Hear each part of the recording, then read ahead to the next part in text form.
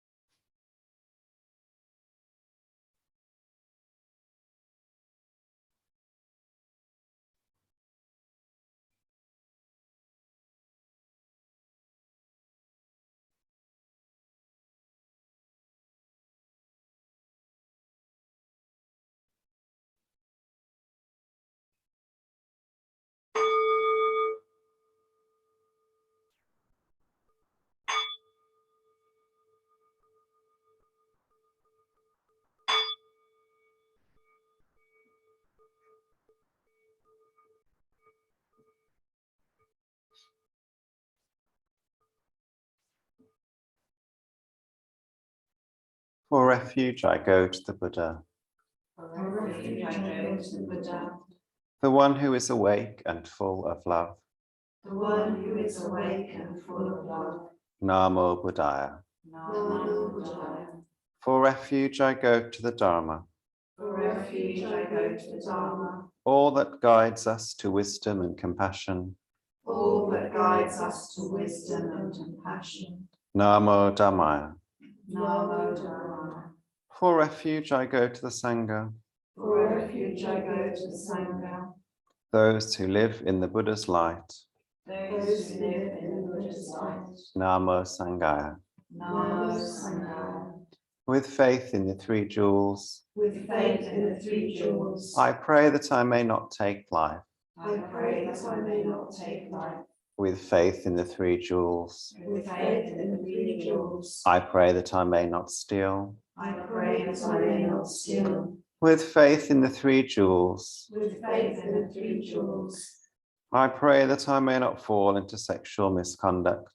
I pray that I may not fall into sexual misconduct. With faith in the three jewels, With faith in the three jewels, I pray that I may not fall into wrong speech. I pray that I may not fall into wrong speech. With faith in the three jewels, With faith in the three jewels, I pray that I may avoid intoxication. I pray that I may avoid intoxication. No blame, No blame, be kind, be kind, love everything. love everything.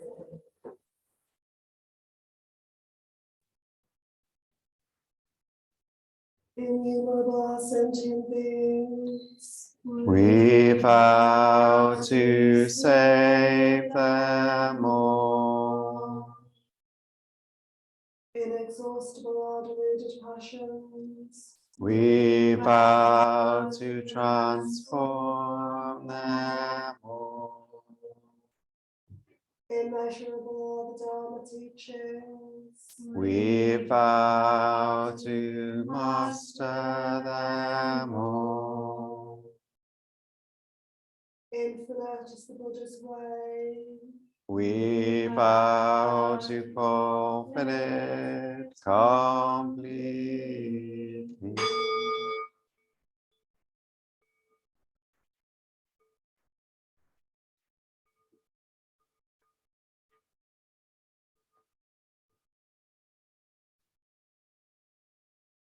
Namo Mitabu. There's different overlapping reasons for the various Buddhist precepts. I guess I'm particularly thinking of the precepts that the Buddha gave to monks and nuns 2,500 years ago, but the reasons for those we can apply to our lives today, to our ethical conduct in the present day, even if we haven't taken those specific precepts. So one of the reasons for some of the precepts was about keeping the community safe, not doing things to discredit the community. Don't do things that might upset the locals too much. Because the early Buddhist Sangha was dependent on the locals for their food, for places to stay and practice. And of course, the Buddha did plenty of things in some ways to upset the locals. He ordained people not in the order of their caste. You know, he upset that system of status being based on the family that you're born into. He told kings things that they didn't want to hear about how they were ruling, although usually diplomatically phrased, rather than "you're doing this wrong, this is what a good king would do." A hypothetical good thing. It's nothing to do with what you're doing. But at the same time, there was a sense that it was good to have a decent reputation in your local community. So some of the precepts were aimed at that. Some were aimed at the practical safety of the community. Don't go asking for alms in the afternoon and the evening, is because that's when you're more likely to be beaten up by gangs of unruly people. And if you go first thing in the morning, they don't tend to be awake, so it's safer. So go begging in the morning. So some things to keep the community safe, some things to keep individuals safe. And then I guess there are two other reasons for the precepts. One is about caring for the world and for the people in front of you, thinking about the impact that my actions have on other living beings and on the earth for the sake of those things, nothing at all to do with me. I don't hurt somebody because it's painful for them to be hurt. And the final reason is that they support our own spiritual path. The impulses in me towards ill will or greed or kidding myself about the way things are. Those are the things that get in between me and the Buddha, in between me and love and compassion.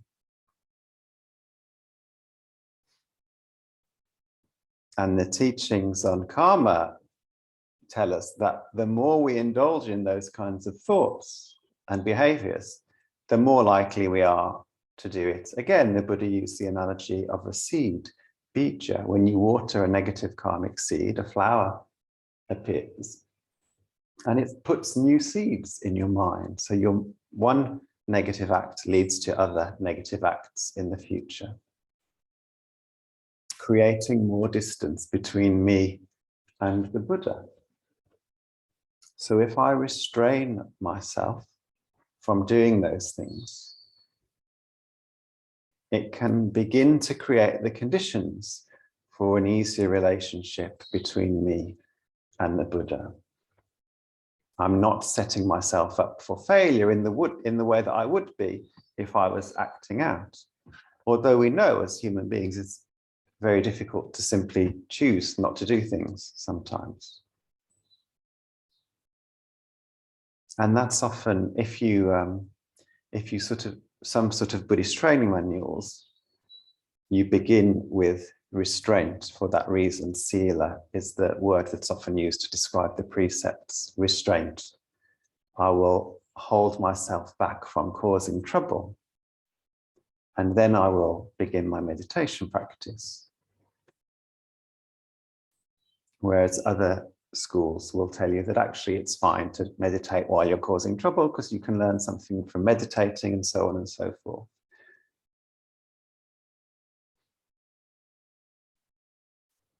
And the other way that the precepts are valuable to our spiritual practice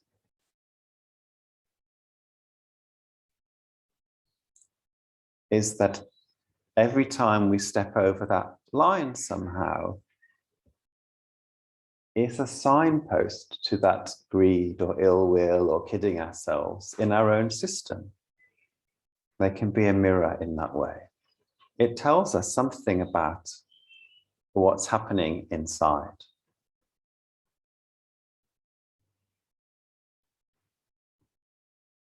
The precept around right speech, for example, and as a therapist, I'm particularly trained in listening and speaking. And one of the things we're particularly trained to look out for, especially in this IFS model that Satya and I use, is whether we have an agenda when we're speaking.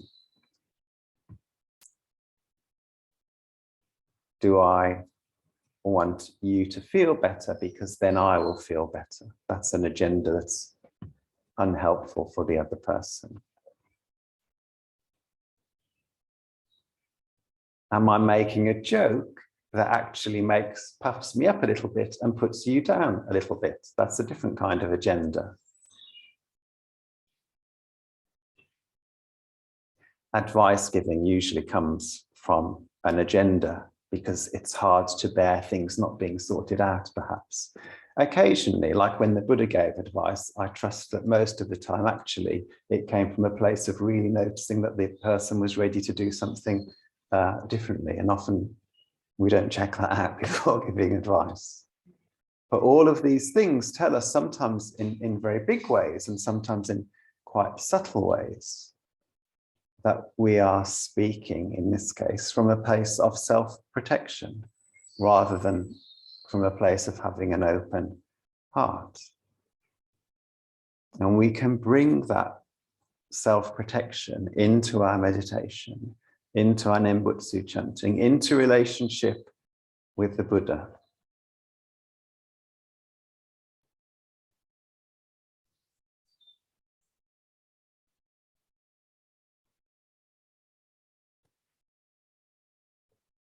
Satra and I are very, very slowly reading a book called How to Grow a Lotus Flower by Reverend, Lotus Blossom, by Reverend Koshin and Schomburg. I'm reading it much more slowly than Satra is. But I've just reached the point where he describes bringing these things into the light of the Buddha and the light dissolving them, bringing these kind of knots of initially self-protectiveness and then the pain underneath those into the light of the Buddha. And the light dissolves them and frees us from them. And the precepts can point us to where those things are. So they're really useful in all of these ways for protecting our communities, for protecting ourselves practically, for taking care of other people, and for being a really valuable spiritual tool that allows us to tune in more deeply to what we need to bring to the attention of the Buddha's loving kindness. Namo Mitapo.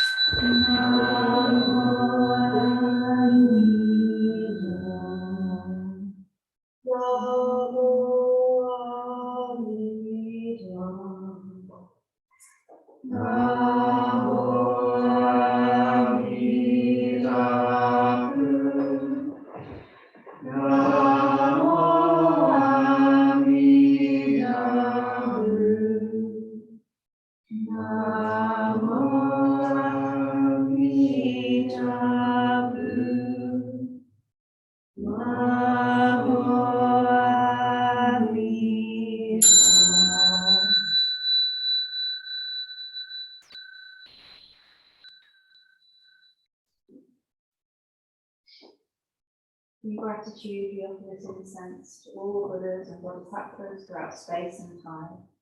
May it be fragrant as earth herself.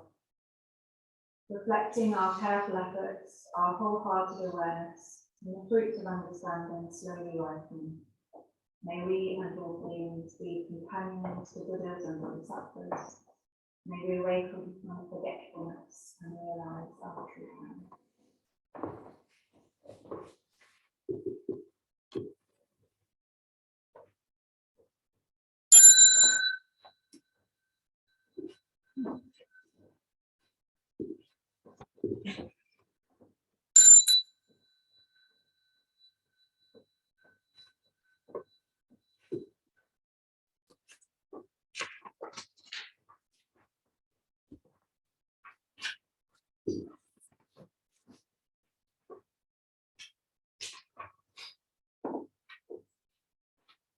Blessed by Amitabha's light, may we care for all living things and the holy earth.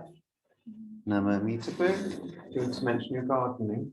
This Saturday from 2 to 3 p.m. me and Angie will be gardening if anyone wants to join us, and then we'll be having a cup of tea and probably cookies. So what would you need?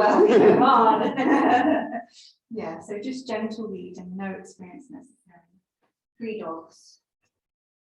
No, Namamita Boo.